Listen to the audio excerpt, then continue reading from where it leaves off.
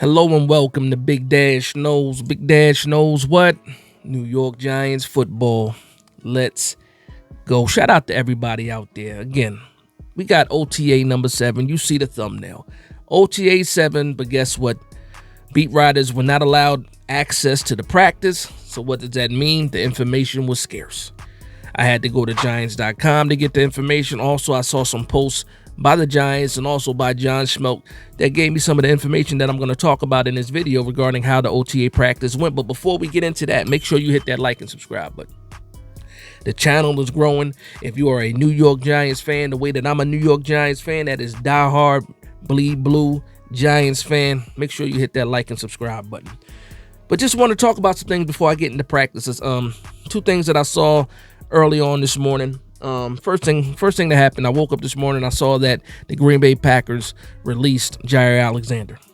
And I knew right away, as soon as I jump on Twitter, I'm going to see post after post after post. The New York Giants interested in Jaire Alexander? Would you be interested in Alexander? Asking the fan base about that, saying that the New York Giants did show interest in trading for Jaire Alexander, early on in off season. And I'm not surprised by that. You got a guy that's a Pro Bowl caliber cornerback, young still, got released, dealing with some injuries, of course, which is probably the reason why he was released. Also getting paid a lot of money. And I thought it was funny too because, and I don't know how true this is, I saw a comment saying that the GM from the Packers said, wishing Jaire Alexander luck, but also like a little bit of a jab saying, we learned to play without him anyway. And I'm like, wow, that's crazy if that is true, that the GM said something like that or made a comment like that. But again, Jaire Alexander is a free agent now. I'm going to ask you guys, let me know in the comment section down below if you guys are interested in signing Jaire Alexander, bringing him to the squad. Again, I'm not against adding talent, but I already know what the New York Giants are trying to do with Tate Banks. What are they trying to do? They're trying to see or make sure that before, they move on from him, that, he meets his, highest potential with the Giants. So I doubt that they want to bring in another person that'll push Tate Banks down the line, because if we're going to be honest here, Jaire Alexander right now is a better player than Tate Banks. That's not an argument at all. I don't think anybody's going to debate that at all either. But I think same thing with the New York Giants not bringing in, a younger guard option out, because they're trying to see what Evan Neal is going to be. The same thing with Tate Banks. We already brought in Paulson Adebo to be the cornerback one.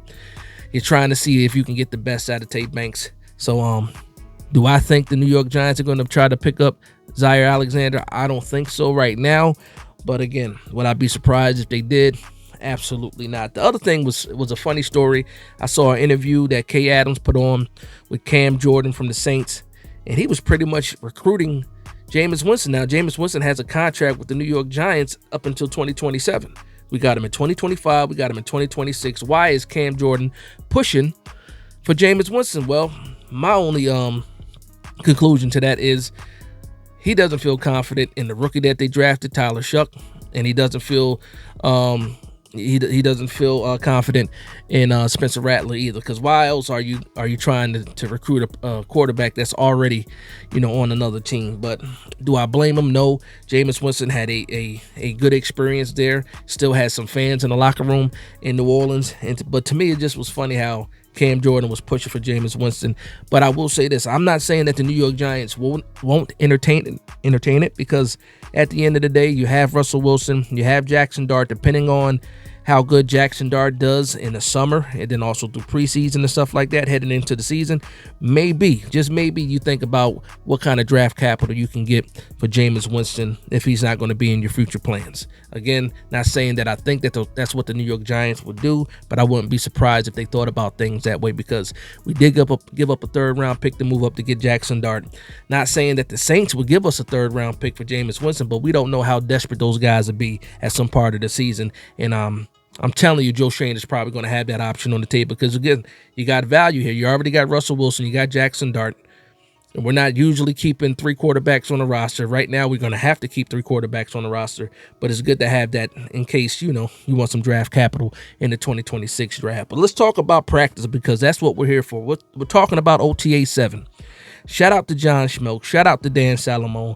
Shout out to Matt Sitok. Those are the guys that I go to when the beat writers are not in the building. When there is no media access allowed at the practice, I go to Dan Salamone, John Schmoke, Matt Sitok to get the information. Now, when the beat writers are in the building, I still look at those guys because that's the official voice of the New York Giants. They post on the website and they also, post on their social media. But John Schmoke started off by saying in the video that he put out, you guys can go see that, he said they started off in the red zone 7-on-7, and Russell Wilson had 4 straight touchdowns off the bat. 4 straight touchdowns. He had one to Theo Johnson, another one to Slayton, Tyrone Tracy, Jalen Hyatt. And again, you hear Russell Wilson, you hear Jalen Hyatt. That's something that we've been seeing all through OTAs already. Building that chemistry. Again, no Malik Neighbors, in team activities. Actually, no Malik Neighbors actually practicing, but he is out there at the practice. So he's building this chemistry with Slayton and all these other receivers. I can't wait for the mini camp next week. That way we'll actually see Malik Neighbors out there, and see him and Russ together. But Russ had 4 touchdowns right off the bat, right after each other. Back-to-back touchdowns. Love to hear it. Also, Jameis Winston got involved. He had 2 touchdowns today. Jackson Dart also had 2 touchdowns today. I believe they said one was to Bly, the UDFA wide receiver. The other one was his former Ole Miss teammate, and Juice Wells. Tommy DeVito got the longest touchdown of the day. That's what John Schmoke was saying when they were trying to get out of their own end zone. Deep pass to, I believe it was Dalen Cambry. Again, another new name out there. I don't know much about him. We'll see what happens with that. But it seems to me like the quarterbacks did a good job today. But also on the defensive side, Cordell Flott was able to get a interception in zone coverage. And I sent a tweet back at John Schmoke to ask him, basically we knew last week that Cordell Flott was running with the ones on Friday's practice. And I was curious to see if he was running with the ones in today's practice. I did not get an answer for that yet. If I get an answer, sometime after I, post this video, I'll go ahead and put that in the comment section, whether or not Flott was running with the ones when he did that. Because if he was running with the ones when he got the interception, that means he picked off, Russell Wilson. We'll see what happens with that, though. But there was not a lot of information outside of that. So I do want to talk about it briefly, just an overview of the first 3 weeks so far of OTAs, or the 3 weeks of OTAs.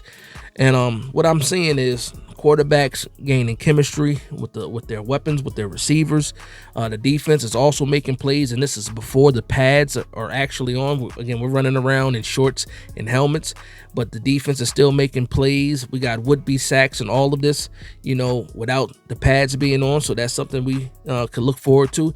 But again, what does it mean? It really doesn't mean anything when it comes to the front, the defense, stuff like that, until they got the pads on, offensive linemen as well. And that's when we know exactly or we get a better idea of what this team is looking like. But again, that's going to be this quick wrap up. Another one of those short videos. Last week I had like a 25-minute video as a recap. That's crazy long for me. But this one, short, sweet, and to the point. Short, sweet, and to the point. And again, I want to thank everybody. Just hit 8,000 subscribers last week, and that's because of you guys showing the love and support that you always do. Thank you, and I appreciate that. But with that being said, I want to thank everybody for vibing with me. Please like, comment, and subscribe. And from one Giants fan to another, this is Big Dash Knows, Big Blue Nation. Let's go.